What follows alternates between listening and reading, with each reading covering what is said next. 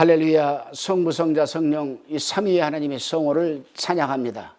오늘 하루도 우리는 우리에게 24시간의 생명의 시간을 허락하신 성삼위 하나님의 성호를 힘차게 찬양하면서 하루를 시작하시기를 바랍니다.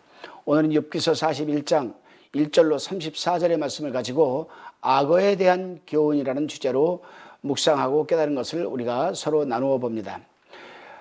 제가 2015년도인가요? 2015년도에 여름에 주일학교에서 이 교사들과 유치부 아이들과 함께 쥐라기 공원을 보러 간 적이 있습니다. 쥐라기 공원. 그런데 영화를 보고 교회에 와서는 아이들이 교사들에게 질문을 하기 시작하였다고 합니다. 하나님이 공룡을 만들었나요? 성경에도 공룡에 대한 이야기가 있나요? 물론 아이들이 학년이 높을수록 더욱더 이 난이도 높은 질문의 공세가 쏟아지면서 우리 교사들이 매우 난처했다고 합니다. 교사들이 겨우겨우 기억을 더듬으면서 공룡은 중생대 쥐라기에 번성하다가 백악기에 돌연 멸종했다. 이 정도가 떠오르긴 했지만은 그것이 성경과 무슨 관계가 있는지에 대해서는 아무런 말도 하지 못했다고 합니다.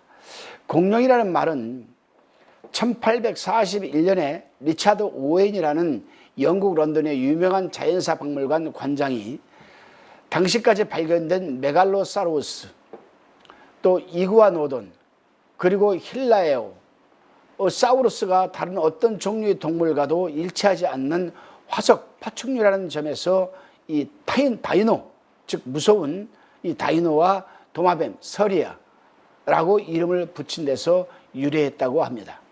그렇다면 이 공룡이라는 말이 성경에 기록되어 있을까? 여러분은 어떻게 생각하십니까? 공룡과 가장 밀접한 관계가 있는 말씀이 있다면 바로 욥기서 41장일 것입니다. 욥기서에는 총 14가지의 동물들이 등장하는데 그 가운데 2종은 일반적인 동물과 다른 동물입니다. 우리 한글 개역성경에서는 하마로 번역된 동물이 그 첫 번째 동물입니다. 40장 15절에서 19절에 나와 있죠. 그러나 이 동물은 지상의 어떤 동물과도 다릅니다. 하마에게는 우리가 알고 있듯이 백향목나무의 크기와 같은 꼬리가 없기 때문입니다. 따라서 일부에서는 공룡 이외에는 해답이 될 수 없을 것으로 추정을 하고 있습니다. 이제 본문 1절로 11절까지에 대한 묵상과 깨달음의 나눔입니다. 하나님은 하마에 이어서 두 번째 동물로 악어에 대해서 말씀하고 계십니다. 이 동물은 홉스가 지은 리바이 어던이라는 책이 있습니다.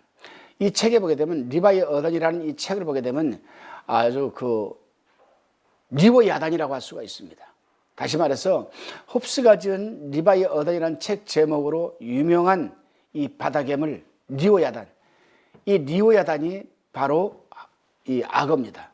이 동물은 바다에서 살았는데 사람들은 이 동물을 악어로 해석하지만 20절에 그 콧구멍에서 연기가 나오니 마치 솥이 끓는 것과 갈대에 타는 것 같구나라는 이 말씀을 보면 악어라는 해석보다는 공룡이라는 해석이 더 어울리지 않는가 하는 제 개인적인 생각이 듭니다. 하나님께서는 이 악어에 대한 언급을 하시면서 결코 인간에 의해 통제되거나 길들여지지 않는 악어의 위력을 반어적 진문을 통해서 강조하고 있습니다. 악어를 통제하거나 길들일 수 없는 인간의 무기력함과 한계를 깨닫게 해주시는 동시에 인간 욥이 어찌 창조주 주권자이신 하나님께 온전히 순종하지 못하고 교만하게 항변하고자 하는지를 강하게 지금 꾸짖고 계신 겁니다. 그렇습니다, 여러분. 하나님께서는 악어의 위용을 강조하시면서 상대적으로 당신이 어떤 분이신가를 계시하고 있는 것을 볼 때 우리 그리스도인들은 하나님께서 얼마나 세밀하게 당신 백성들을 이해시키는지를 알 수가 있습니다.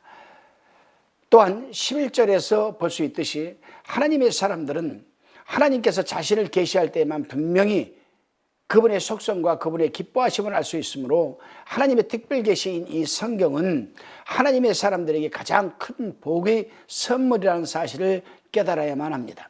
따라서 하나님의 사람들은 이 성경을 날마다 읽고 상고함으로써 하나님을 바르게 알고 진정으로 섬겨야 하는 것입니다. 다시금 본문 12절로 34절까지에 대한 묵상과 깨달음의 나눔입니다.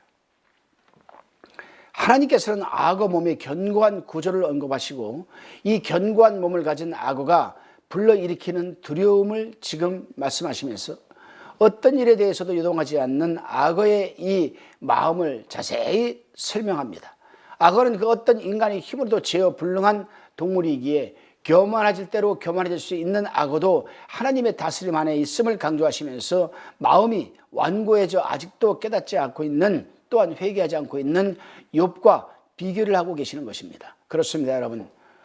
우리 하나님의 사람들은 그 어떤 고난과 역경 가운데서도 하나님을 자신의 테두리 속에 제한하려고 해서는 결코 안 되는 것입니다.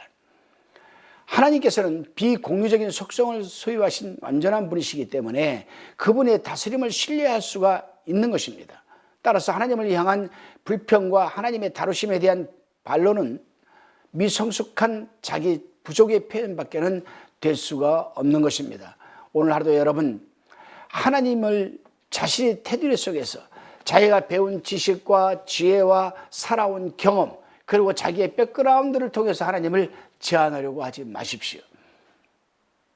오히려 우리는 우리가 살아가는 삶을 그리스도 안에서 우리는 자유하게 살아가야 됩니다.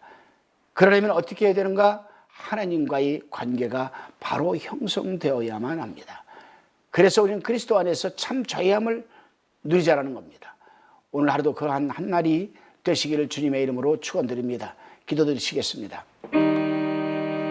주님, 하나님께서는 인간을 창조하시고 인간에게 복을 부여하시면서 세육하고 번성하여 땅에 충만하라, 땅을 정복하라, 바다의 고기와 공중의 새와 땅에 움직이는 모든 생물을 다스리라고 하셨는데 우리 인간은 함 하나 악어 하나조차 다스릴 수 없는 연약한 피조물인 것을 고백합니다. 하오니 우리 하나님의 사람들이 그 어떤 고난과 역경 가운데서도 하나님을 자신의 테두리 속에 제한하지 않게 도와주시고 하나님이 다스림에 철저히 순종하시며 하나님을 신뢰할 수 있도록 붙들어 주셔서 담대하고 강한 하나님의 사람이 되게 하여 주시며 그리스도 안에서 하나님과의 바른 관계 속에 참 자유함을 누리게 하옵소서.